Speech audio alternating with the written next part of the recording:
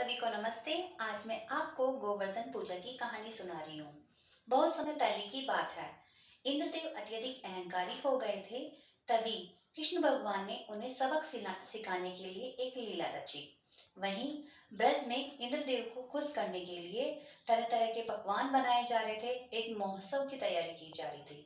कृष्ण भगवान ने अपनी माता से पूछा, माता ये सब क्या हो रहा है? तो माता बोली, लल्ला, हम इंद्रदेव को खुश करने के लिए ये तैयारियां कर रहे हैं। कृष्ण भगवान ने पूछा कि ये तैयारी क्यों कर रहे हो?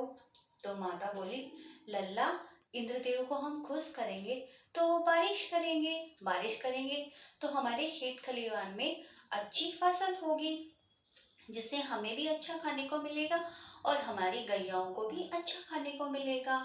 तो कृष्ण भगवान बोले, लेकिन इनका जो मूल कारण है बारिश का, वो तो हमारा गोवर्धन पर्वत है। तो हमें गोवर्धन पर्वत की पूजा करनी चाहिए और हमारी गैया भी तो इनसे चारा चढ़ती हैं। फिर सभी ग्रामवासी से सहमत हो गए। तो उन्होंने सोचा, इस बार हम इंद्रदेव की पूजा नहीं करेंगे। ऐसे अहंकारी देव की पूजा करना ठीक नहीं है। फिर सारे ग्राम में ये बात फैल गई।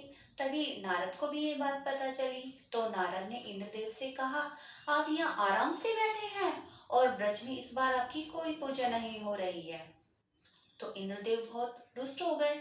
उन्होंने कहा, मैं अभी इन्हें अपना प्रकोप दिखाता हूँ। और उन्होंने बारिश करना शुरू कर दिया।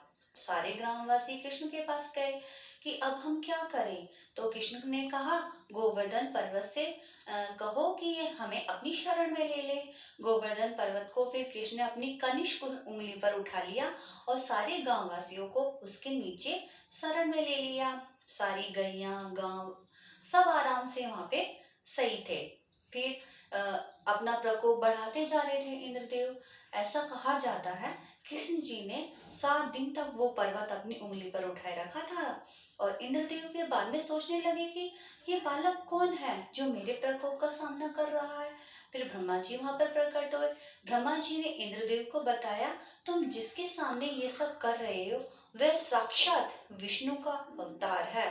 तो इंद्रदेव को अपनी गलती का एहसास हुआ। इंद्रदेव किशन जी के पास गए और उनसे क्षमा मांगी। तो किशन जी ने उन्हें क्षमा कर दिया और सभी से कहा कि हमें इस गोवर्धन पर्वत की पूजा करनी चाहिए। सभी को गोवर्धन पूजा की हार्दिक शुभकामनाएं।